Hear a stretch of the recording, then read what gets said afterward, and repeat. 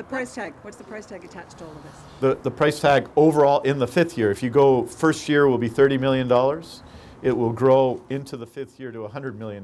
Part of that is you need some years in advance, especially on the seedling side, to prepare for the increases in tree planting that we're going to engage in. So it's going to go over the period from 30 to 40 to 60 to 80 to 100 million in the final year of new investment in forestry.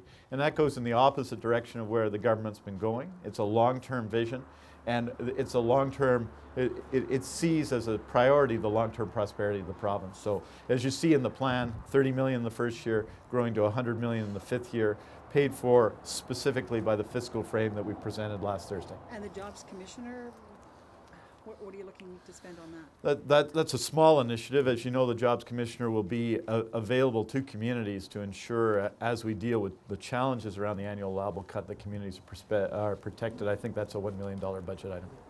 And do you think that that's not going to fall into the category of growing government? No, I don't. I think it falls in the category of supporting communities. You saw what's happened recently.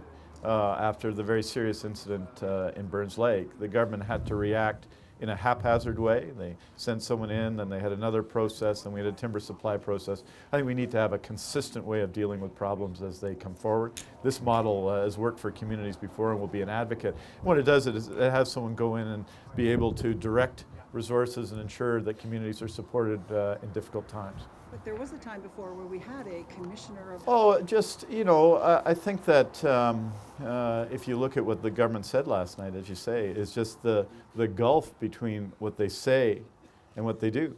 And people had that come clear for them in the last election when the government, of course, said the Liberals said they weren't going to bring in the HST, and then virtually days after the election they started planning to bring in the HST. I mean, if you're concerned with deficit, then running 5 straight deficits is not a good example of concern in action. If you're concerned about debt, dramatically increasing the debt isn't a subject for that. If you're concerned about forest health and the long-term future of the forest industry, not having the adequate information you need to make decisions is not long-term thinking. So, you know, I understand that the Liberal Party is trying to, after, you know, 4 not very prepossessing years, when their principal economic achievement was bringing in and then dismantling the HST, that they want to campaign on anything else but those things.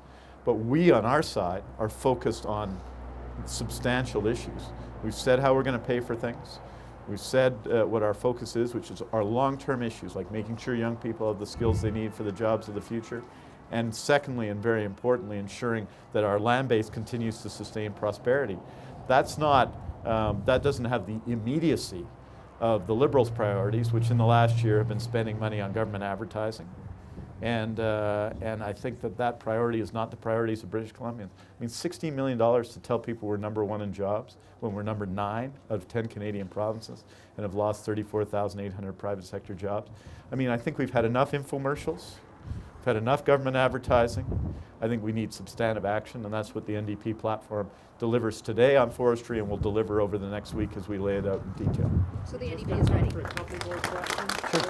The NDP is ready for this one? We're ready for the election. I think when you look at what we've done, and I'll just say what we've done, and you can make the contrast.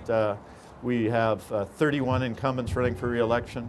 You see the candidates, the new candidates we have running, the best team of candidates the NDP has ever run in a provincial election.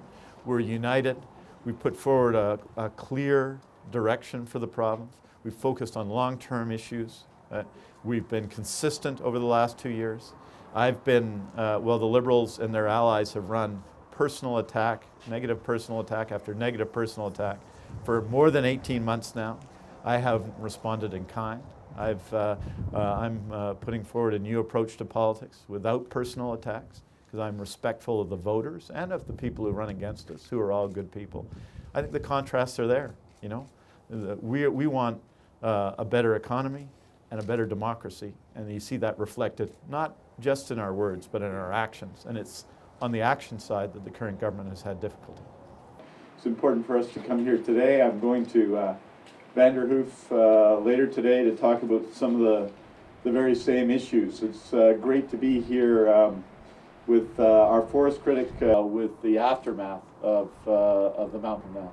The third main focus of our plan is to continue to build markets in Japan. This generation has done an excellent job opening up our markets in China. It hasn't just been the industry, the government's played some role. Surplus of domestic demand, and we're going to work with the industry, work with the stakeholders to reduce raw log exports that have grown exponentially over time.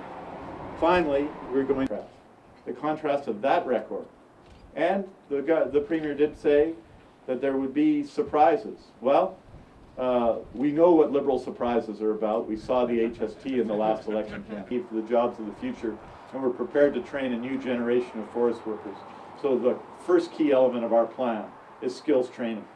The second, and you see this today in our presentation, our backgrounder, is a commitment to forest health.